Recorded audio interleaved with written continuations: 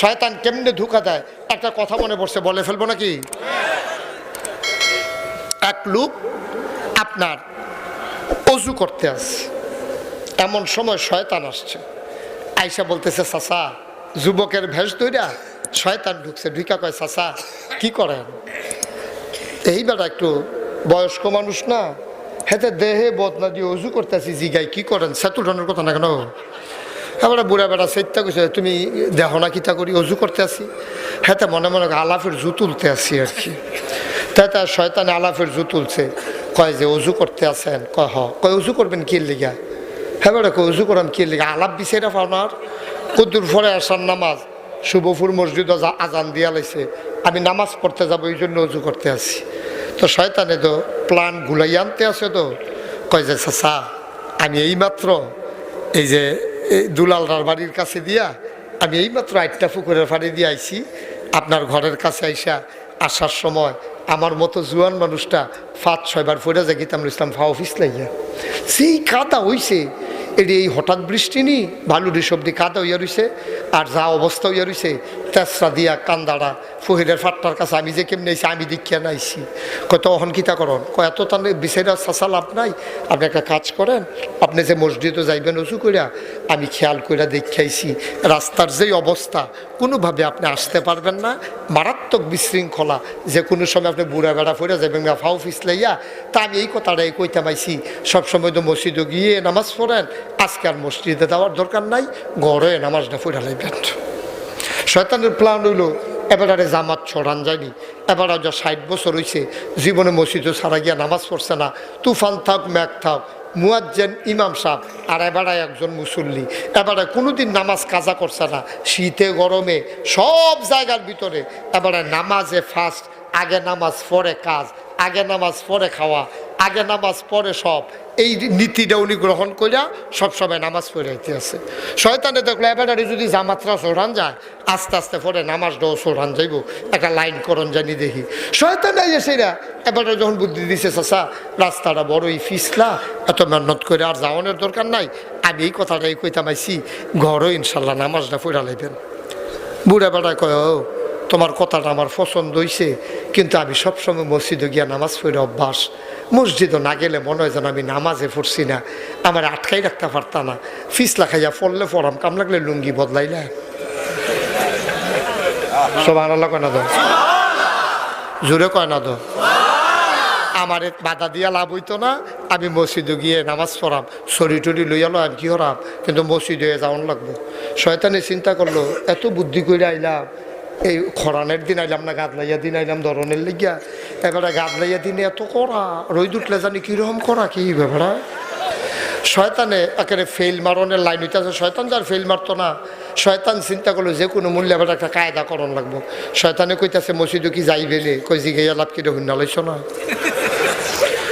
তো না, আবার জিগাইতেছে আপনি কি আসলেও মসজিদে হয়ে যাইবেন? বিরক্ত করে না সেটা বুঝতে, মসজিদে গিয়ে নামাজ পড়াম, এটা বাধা দিয়া লাভ হইতো না। শয়তানে কইতে আছে তো ঠিক আছে, মসজিদে যখন আপনি নিয়ত করছেন আরেকটা বুদ্ধি আপনারে দেই, মনে করেন মসজিদে যাইতেন লইয়া ঠ্যাংডা গেল গা বাইঙ্গা, আপনারা খারিদ করে লইয়া গেছে ময়নামতি কবিরাজের বাইক, হেবার সডি মুডি বাইন্দা ফাতা টাতা দিয়ে ফেস দিয়ে দিছে, কইছে 1 মাস হুতরতে লড়তেন ফারতেন না। এই আমার বুদ্ধিটা তো শুনলেন না, এখন 1 মাস শুইয়া থাকুন বালা, নাকি রাইতে গরম নামাজটা পড়ে নেবেন, ফজরের টাইমে মসজিদে যাইবেন গেইটা বালা না, এক ওয়াক্ত নামাজ জামাত ছুটলে কি তৈব, আপনি তো নামাজ দোয়ার ছাড়তেন না, ঠ্যাংডা ভাঙনের সাইতে ঘরে ফেরা লাউন বালা না।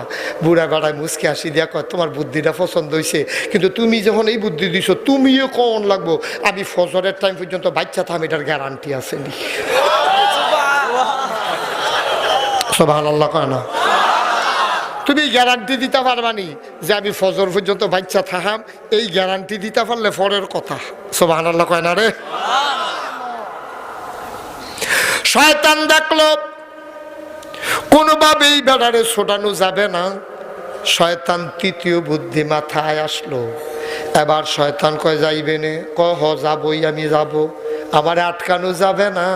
শয়তান কয় এবার তাইলে যাইতে চাইলে আমার কুলে উঠে। বুড়া বেড়া গাও দেখিতা তোমার কুলে উঠতাম আমি, এটা একটা কথা হইল, এটা মাইসে দেখলে আইস দিয়া লইতো না, কাউ আইস দিব। আমার যদি আপনার মতো একটা জুয়ান ফুট যদি থাকতো, আপনার কুলো করে নিল না, তো আমি আপনার ফুতের সমান না। উঠেন কুলো উঠেন, কয়ে সেটা টান দিয়ে বেড়ারে কুলো লইয়া লইস। কুলো লইয়া এবারে শয়তানে আইনা মসজিদের বারান্দাত নামাই দিছে। অন্য শয়তানরা খেয়াল করতেছে এবারে কি করে। এবার হলো মুরব্বী শয়তান লিডার, এবার আর কথার উপরে তো কিছু করানো যায় না, কাজের উপরে যখন আইনা নামাই দিছে, অন্য শয়তানরা ডাক দিছে, ভাই সাহেব শুনা যায় গেছে। পরে শয়তানে কয় কি তারে, কয় ভাই সাহেব আপনি যে আমরা ট্রেনিং দিলেন সবসময় আমরা মসজিদের জন্য মুসল্লি দূরে রাখি, আর আজ যদি আপনি কুলো করে মসজিদে মুসল্লি আনতে আসেন, বুঝলাম না কায়দাটা কিতা, রহস্যটা কিতা। আমি কি জীবনে বুদ্ধি ছাড়া কোনো কাম করতে দেখছ? ওই অন্য শয়তানরা ডাক দেয়া কয়, ঘটনা কি আপনি কেন কুলো করে মুসল্লি এনেছেন?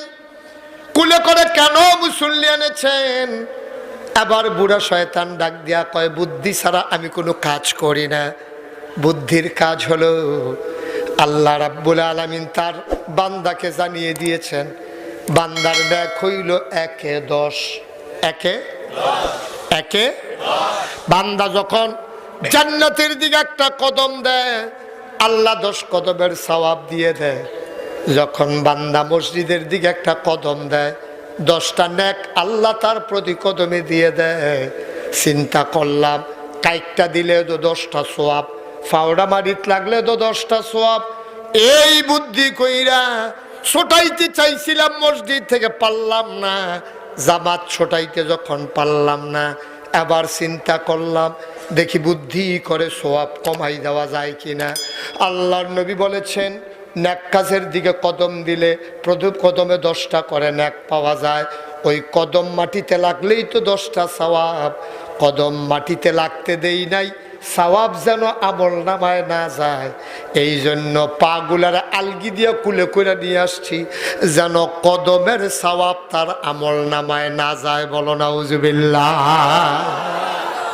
কাইকে কাইকে যে সওয়াব, এটাতে কেমনে সরান যায়, এই বুদ্ধি কইরা একেবারে কুলো কইরা আল্লাহ কলে লইয়া আইয়া পড়ছি। আবার মনে করো না হালাই দিয়া জাগিতে আছি, মসজিদেতে বাড়িলে আবার কুলো করে বাইক নিয়ে আয়াম। সোয়াবে মসজিদে আইসে গেছে, এই ডে সোয়াব পাইব। জামাতে নামাজ পড়ছে এই ডে, ওই কাইকে কাইকে যে 10, এইটার ফাইতো দিলাম না আর কি। নাউজুবিল্লাহ জোরে কইতেন না, আরো জোরে কোন আছিল না নাউজুবিল্লাহ।